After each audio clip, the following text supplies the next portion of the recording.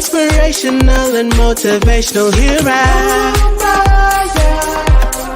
love how get a better mindset and set your goals. Here I love how educational things you need to know. Here I love how like credit, home buying, loans, and much more. Here I love how the space for education, motivation, and inspiration. Love how the space for education, motivation, and inspiration. Love how.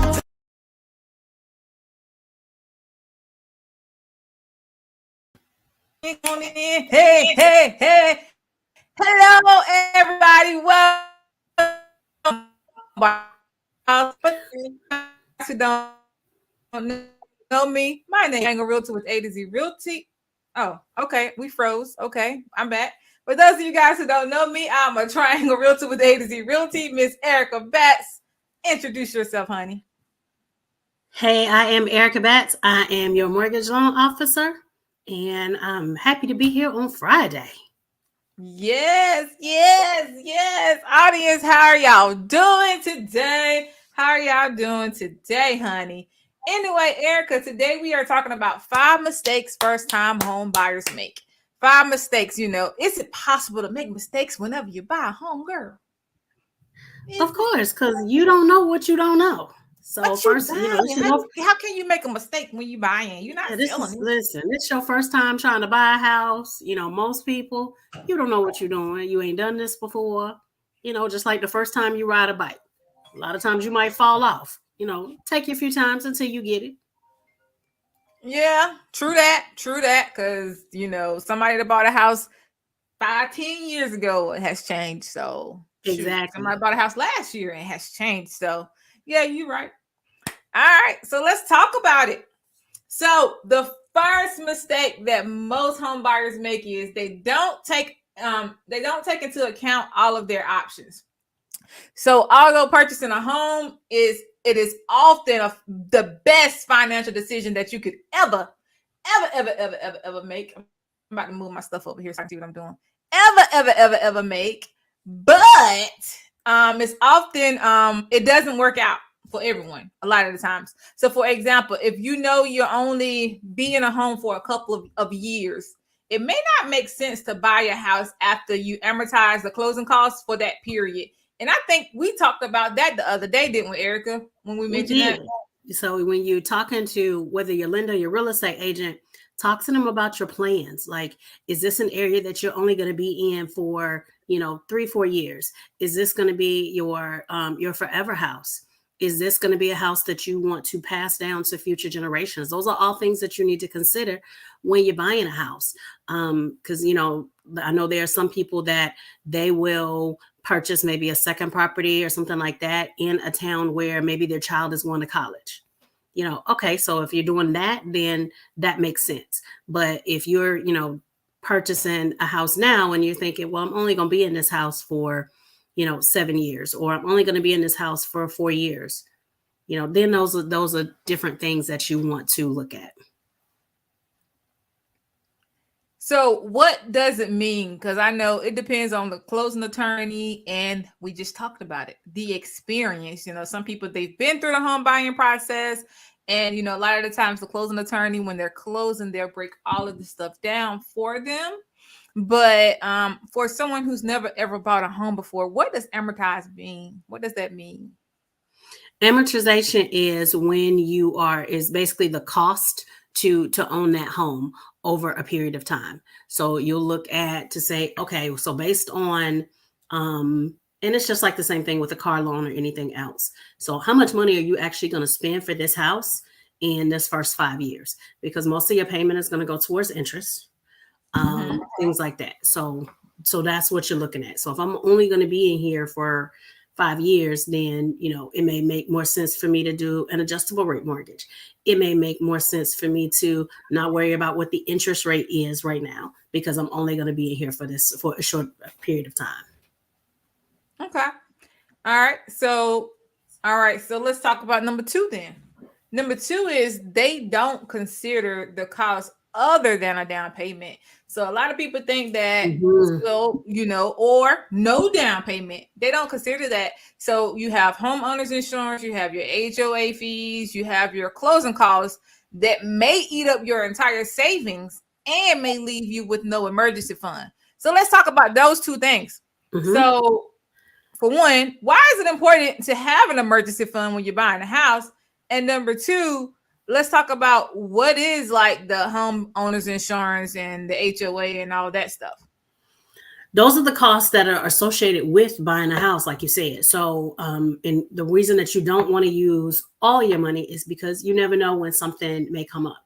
You can move in the house today, and then next month something breaks in the house, or you can move in today and then you have to pay HOA fees. A lot of people, when they hear no down payment, they think that means no money required, and that Right. is not what that means. So, there are still things you still want to, you have to pay for your appraisal. Like you Yep. said, the home inspection.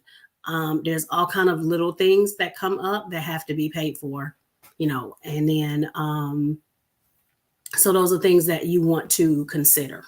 Yeah, I always say, even with no down payment, I recommend that you have at least 5% of your purchase price. But as far as the emergency fund, it's a good idea to have at least 6 months of your expenses saved up. So that's what, if you're thinking about doing an emergency fund, have about 6 months of your expenses saved up. Period. At least 3 if you can't do 6.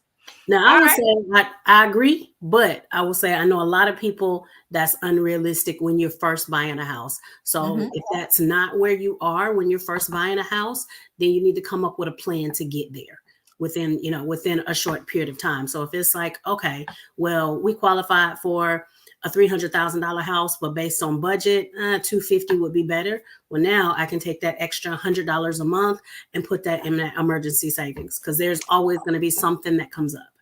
Oh yeah, definitely. And I appreciate you clearing that up, because that's exactly what I meant, Nah, Mm. yeah. Future references, 6 months. That's it. 3 months if possible. But yeah, all right. So they don't get a home inspection. It's issue number 3, honey. So a home inspection is no way for you guys to cut costs. Please do not cut costs during a home inspection. The issues that you may find with that home, or what the home inspector may find with that home, it far outweighs the price of a home inspection. So if you can't get anything else done, please get a home inspection. Please get a home inspection. Now, a lot of people think that they don't need a home inspection if it's a new construction. I will say that's absolutely not true.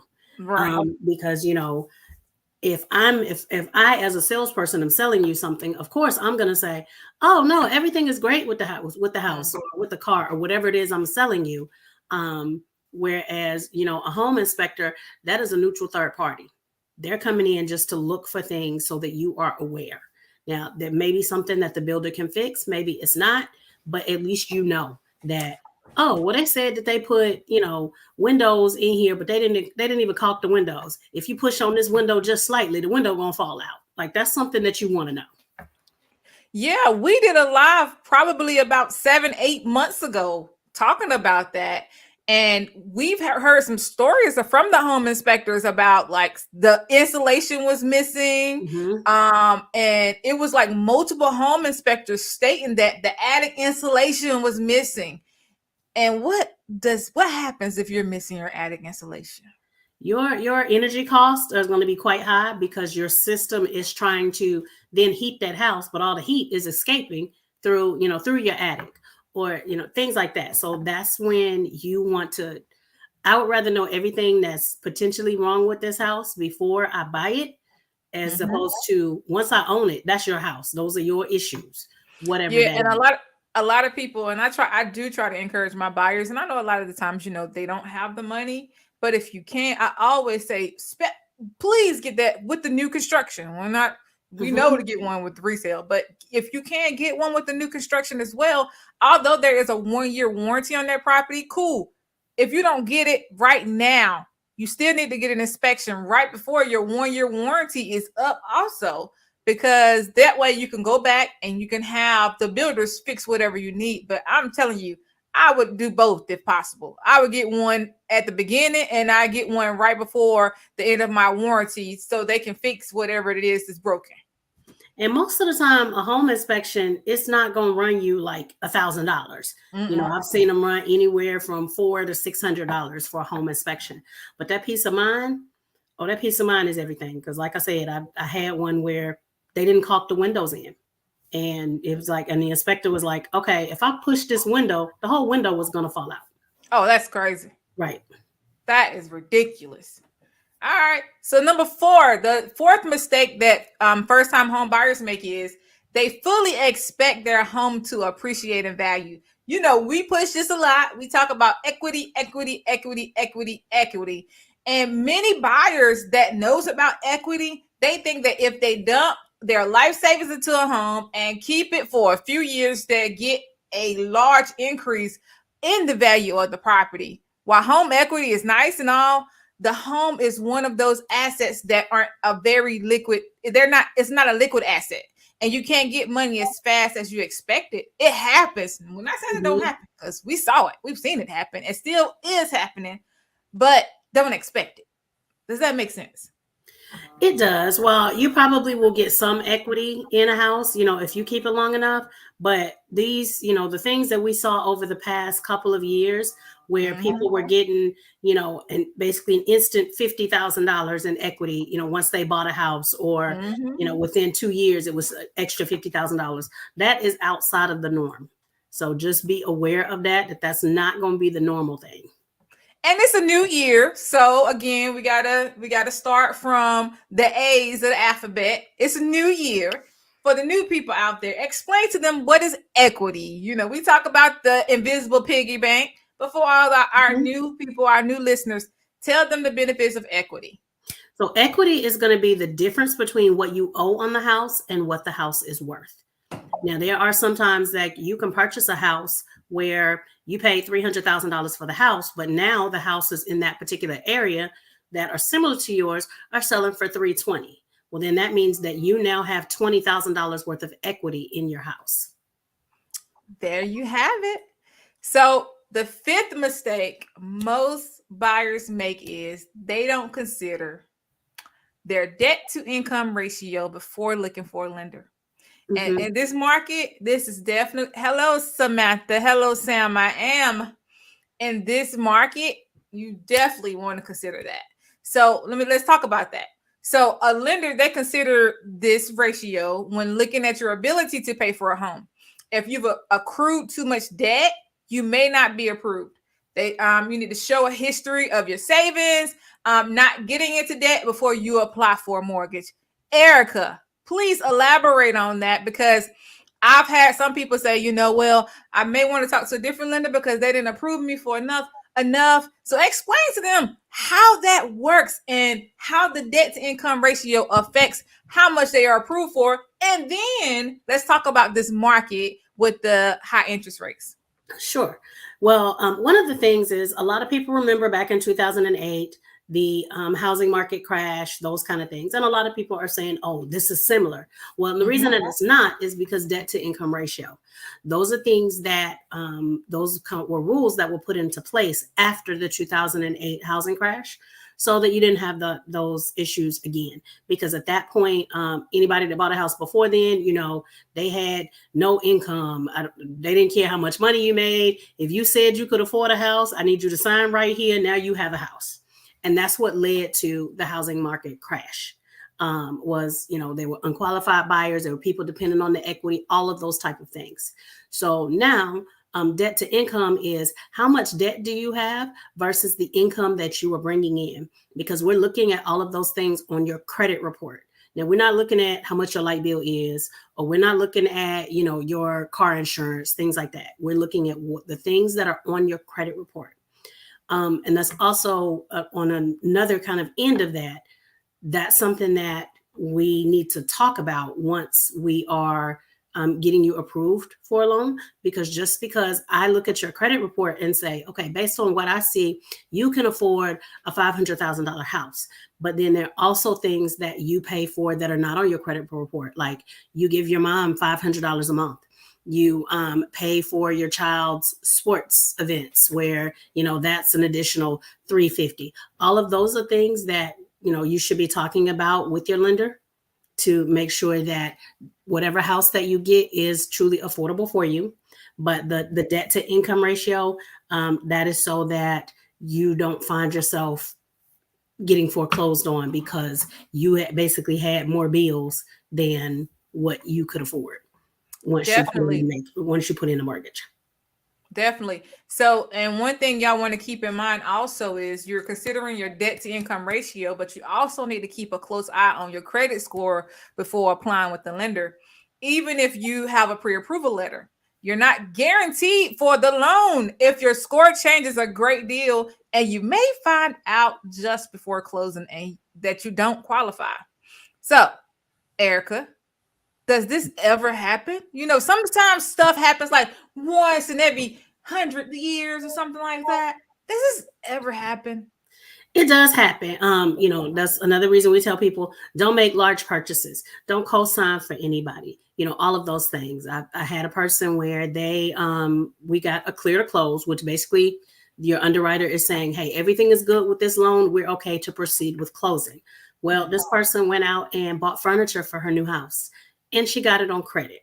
Now, had she been paying cash for the furniture, it wouldn't be an issue. But because she got it on credit, we now had to factor in that payment. And she was not able to close on the house because she just bought $10,000 worth of furniture, just costed her, $20,000 between her due diligence money that she had lost, her earnings money, all of those things that was now gone because, she made that mistake. So, even if it's the same as cash, y'all, because it's not the same as cash, it's still on your credit. Okay. Exactly. So when you're buying a house, we should be talking. If there's any financial issues, if there's any financial questions that you have, is it okay for me to have the electric company check my credit? That's call me and let's talk about that. Or let's have, the alarm company. They want to sell me this alarm system for the new house, but they want to put it on credit. Okay, let's talk about it. So it's a conversation. Man, people, they don't understand. And look, y'all, it's 2023. We know y'all don't understand. And this is why we talk about the same thing over and over and over and over again. And as stuff comes up with our clients, we talk about it because it's like, okay, look, we don't want this to happen to the next person. And I saw, and I don't know, it was a group or maybe it was a group or something. I'm not sure. And it happened to one of the clients. And then somebody was like, well, my real estate agent told me this and blah, blah, blah. Child, I have told my clients over and over and over again. They have my book over and over and over again, but it didn't happen. But when she said, yeah, I got clear to close now. I wonder if I can get furniture. My head, we're doing a walkthrough. My head, now you know better. It's like your kid, you about to whoop them. Like, no, right. You know better. I'm about to call my lender and see if I can get some furniture. No, you get your furniture when you get them keys in your hand. Exactly. Tomorrow, after you get them keys in your hand, okay? So, yes, y'all. That's how we feel. We love y'all. We don't want you to go through all of that because you're losing so much money. Losing money, you're losing your time, and you're stuck with this furniture. $10,000 worth of furniture, and where are you going to put it? Exactly. Or, when you go to closing, you meet your client at closing and they pull up in a new car and your heart stops. And you're just like, oh God, please tell me that this is not what we're doing. I saw a reel the other day and they said one way to tick your realtor off. Hey man, yeah, I'm here. He was like, where are you at? He said, I'm right here. I got a new Tesla. He just threw the soul sign. Right, whatever. So yes, y'all, please talk to your people. And look, if you're a first time or a novice home buyer, it's imperative that you spend some time with an expert, such as your realtor. Talk to your lender before rushing into the home buying process. Today, many home buyers rely on websites, and they may get a false sense of true values of the homes in the area. A great realtor can give you a reality check on the home prices and keep up with the changes in the current market. Period. Because right now, today's market is not the same as yesterday's market. It's different, and we were talking about that earlier, Erica. Higher interest rates equals what? That's more money that you're going to be paying. But I will say this, a lot of people are talking about the high interest rates. Interest rates just really got back to normal, but it did increase over a short period of time. So that was kind of the thing. So it's just like if you go to a store and they're saying everything in the store is 50% off, you're going to be in there just buying stuff. But then after they have that sale for a while, then you're going to be like, oh, it's always this price, so I'm not going to worry about it. But then once they take it back to regular price, now you're like, oh my God, this is so high. Like, I don't know what's happening. Things happen. Talking about market conditions, just like eggs. I don't know if y'all have seen the price of eggs here lately. You read my mind. I was about to say that right behind you. So I went to a store, and in this particular store, a dozen eggs was $7.99. And I was just like, are these golden eggs? What is going on with these eggs? And then I went to a different store, and it was still like $3.65 for a dozen eggs. But I was still just like, what in the world? Why are eggs so high? And then, I was reading an article talking about, okay, well, you had bird flu last year that took out part of the chickens. Here in North Carolina, they recently had a fire at the plant, at the place where they produce the eggs and the chickens, all of those kind of things. So all of those things you have to take into account. So now you don't have as many birds out there laying the eggs. So now the price of eggs are going to go up. And it's the same thing with housing. You don't have as many builders out here building houses. So the price of housing is going up. The interest rates for those houses is also going up. You're right. And gas went down and eggs went up. That's all I'm saying. And it was $7. I need to know where you went and found some $3 eggs, because I may go into the grocery store this time because I like to shop online, but I need some $3 eggs. Listen, I went to a matter of fact, I found them at Aldi. It was $3.65. They probably went up yesterday. I don't know, but you might want to go today and go ahead and get you some, because my mama called me and I was like, oh, let me run and get me some eggs real quick, because they don't know about the plant catching on fire. They haven't placed their order yet. Right. Well, and I went to a different Aldi and the eggs were like $4 and some change, and I was just like, you can't even afford to eat eggs no more. That's crazy. That used to be like the cheapest thing on the shelf. All right, y'all. Yep, I remember. Let's do our wrap up. So 5 things that you don't want to do. Number 1 is you definitely want to take into consideration how long you're planning on staying in this property. Number 2 is you need to consider all of your closing costs other than your down payment. Number 2 is get the doggone home inspection. Number 4 is that was number 3. Huh? The home inspection was number 3. You did number 2 twice. I did number 2 twice. Oh, yeah. Number 3, get the doggone home inspection. Number 4, don't expect your home to appreciate in value overnight. And number 5 is please consider your debt to income ratio before looking for a lender. And we added on a number 6 and a number 7 and a number 8 regarding you not spending any money until you close not getting any credit or running your credit or messing up your credit until you close on that property. Period. We need to add anything, Erica? You got anything you need to add? No, I think that basically covers it. And I would say if you are considering buying a house in 2023, let's talk. Yes. And we are having a credit and home workshop on the 21st of January. We're having one. Look, this is going to be it's from like 11 to 2. It's going to be long, and we're taking our time with you guys. Erica's doing approvals on the spot and so y'all come ready, come prepared. We're going to teach you about the home buying process. We're teaching you about credit. We're also going to have our books if you want to get one of our books also. We're teaching you about everything, and we're going to take our time. So it's not going to be rushed. It's not going to be that generic, watered down workshop. You're going to learn everything about the home buying process, and we will answer all your questions that we can. We took our entire day set it aside just so we can work with y'all. Yes. Period. Got anything you want to add, Erica? I don't.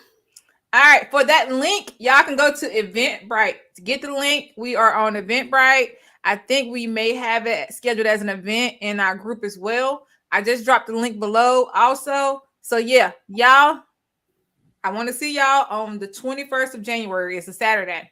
I hope you guys have an awesome day. My name is Jessie Lynn. I am a Triangle Realtor with A to Z Realty. Miss Erica Betts. Hey, and I am Erica Batts. I am your mortgage loan officer. You can reach me at 919-608-7916, or you can reach me at ericabatts.com. Yeah, I forgot the closing. You can reach me at 919-818-985542, y'all. And you can reach all of us in the clubhouse at www.thehomebuyersclubhouse.com. You can find us on Facebook and on our page at Home Buyers Clubhouse. You can find us on YouTube at The Home Buyers Clubhouse. And I think we're on TikTok, but I don't know the thing. It's Home Buyers Clubhouse or maybe The Home Buyers Clubhouse. Type it in, you'll find it. We hope you guys have an awesome day. Have a great weekend. And we'll talk to you guys later. Happy Friday.